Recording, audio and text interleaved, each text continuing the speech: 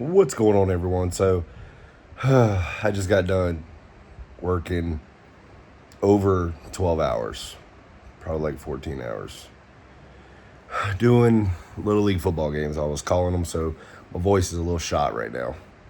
But I was able to watch the Florida game as I was announcing games, just keeping my eye on it. Florida, first drive, great drive, but that's nothing new. Billy Napier's always been a great play caller at the beginning of the game. It's kind of at the end or at about midway after the first drive. He's not very good, but they just couldn't block. I think it was Cassius Howell, I believe his last name. I don't know. The dude looked like Von Miller coming off the edge. I mean, former Texas A&M defensive end. I mean, he looked incredible. They thought Austin Barber could block him one-on-one. And whenever you saw that they couldn't, they really didn't do anything for a while to really fix that. And like I said, I was watching the game while I was working at the same time. And, I just saw the same stupidity. Florida got beat 34-17, and they were just dominated. So, Marcel Reed, he actually hurt the Gator defense at the beginning, but the Gator defense locked in a little bit. But they just got gassed at the end. And I'm telling you guys, there is too much talent on this Florida Gator defense to be getting beat 34-17. That the way the defense is playing. There's just, you got stud wide receivers. There's just too much talent in the way you're losing. Florida moves to 2-4 on the season, 1-2 in SEC play. And yes, they got beat by a really good Texas A&M team. I think they are. I think they're a playoff team. But Lagway still makes mistakes. Tonight, I know he turned it over at the end. But I think what sums up Billy Napier's career, you always get the wide receiver screens. Vernell Brown fumbles. Texas A&M gets good field position, kicks a field goal. But what sums up Billy Napier's career at Florida, 4 years, by the way.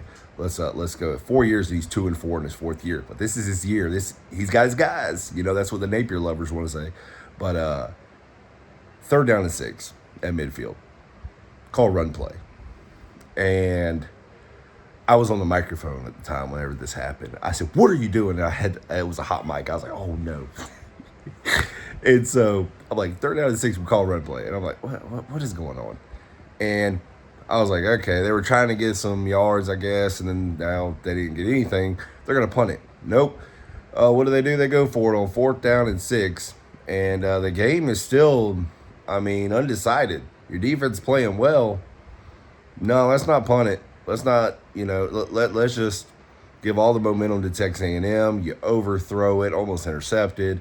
Again, Lagway just, after that first, couple of drives, the first 2 touchdowns, it was about over with. And he really couldn't have much time because the offensive line, atrocious. But that Texas A&M defensive front, they're just good.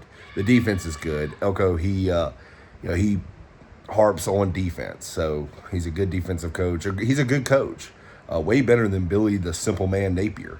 But, he just irritates me. I don't understand how long we're going to keep going with this charade. There's too much talent at Florida. This is not on the talent at Florida. There's too much there to be running wide receiver screens, to doing the same thing that you keep doing game in, game out, year in and year out. I just don't understand it. And at this point, it's like you're just so fed up with saying what you need change. You don't think it's ever going to come. At least I don't think it's going to come. I actually believe that Strickland's going to keep him around. I don't know why. I have it in my gut feeling that Napier's going to keep being the head coach after this year. He shouldn't. 2-4 start in fourth year. That should be fired by any coach. Any coach. I don't care who you are. 2-4 in your fourth year, you're done. You're just done. His losses are bad, and his away record's bad. You just look at his record. Overall, any coach, I don't know how he keeps getting away with it, really.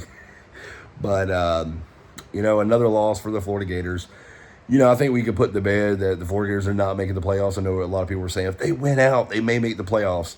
They're not. They can win out and they're not making the playoffs. I guarantee you that. So, but y'all let me know in the comments. I mean, are you just kind of frustrated and just fed up and just like, why even? Let's just roll with the punches. You're halfway through the season. Let's just get through this season and maybe we can get more recruits. Maybe a top 10 class. I don't know. You know, as a lifelong Jaguar fan, it was always, well, about midway through the year, you're always waiting for the NFL draft because, hey, who are you going to take, with the top 5 pick? But that's what the Florida Gators, now it's reverted. The Jacksonville Jaguars are doing well. They're 4-1, and the Florida Gators are 2-4. And it's an embarrassment. But, hey, y'all let me know in the comments what you think.